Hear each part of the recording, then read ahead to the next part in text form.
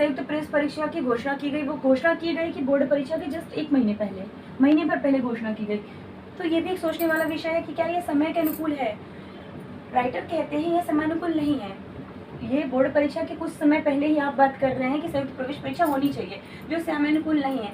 इसी में आगे वो बताते हैं कि अगर हम यूएसए की शिक्षा प्रणाली को देखें, उच्च शिक्षा व्यवस्था को देखें, तो वो सिर्फ एक कारक पर आधारित नहीं है कि 12वीं की जो नंबर हैं उनके आधार पर उनके आधार पर जो प्रवेश लिया जाता है उस पर नहीं आधारित है। वो क्या कर रहे हैं, वो कई कारकों पर आधारित है। जैसे वहाँ पर वो देखा जाता है 9 to 12 तक उनके जो रिकॉर्ड रहे हैं वो पूरा रिकॉर्ड देखा जाता है। साथ ही साथ खेल, ललित कला, सामाजिक सेवा, इंटर्नशिप, इस सब चीज़ों को भी वहाँ पे देखा जाता है।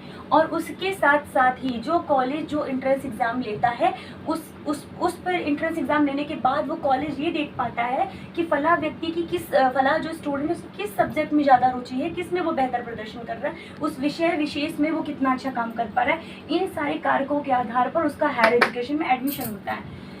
आगे चलकर राइटर बात करते हैं कि समाधान क्या हो सकता है। इतनी सारी प्रॉब्लम चल रही है एजुकेशन सिस्टम को लेकर के, उनके एडमिशन को लेकर, प्रवेश परीक्षा को लेकर और सीयूईटी पर जो ये बहस हो रही है, तो वो कहते हैं समाधान अगर हम देखें तो क्या देखें। एक समाधान है कि भाई सीयूईटी वाला, दूसरा समाधान यहाँ है ये बताते हैं कि उच्च शिक्षा के अधिक संस्थान बनाए जाएं और उसके साथ ही साथ सीटों की संख्या भी अधिक की जाए और उन राज्यों में, उन नगरों में अधिक किया जाए जो टियर 2 और टियर 3 की श्रेणी में आते हैं।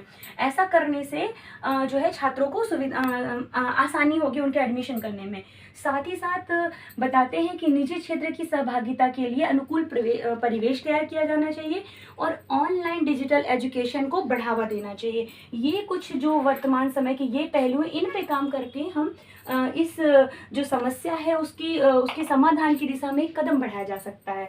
अब बात आती है कि उच्च शिक्षा में परिवर्तन की जो आवश्यकता है वो निसंदेह बहुत ही ज़रूरी है। सिर्फ और सिर्फ सीयूईटी के ही माध्यम से ये कार्य नहीं किया जाता। सीयूईटी को वास्तव में ये अपर्याप्त है और ये मूल तत्व की अनदेखी करता है। मूल तत्व की अनदेखी का मतलब ये है कि भाई ये स्कूली सिस्टम पे पूरी तरह से, एक तरह से देखा जाए तो कहीं उसको डिनाई न कर रहा हो।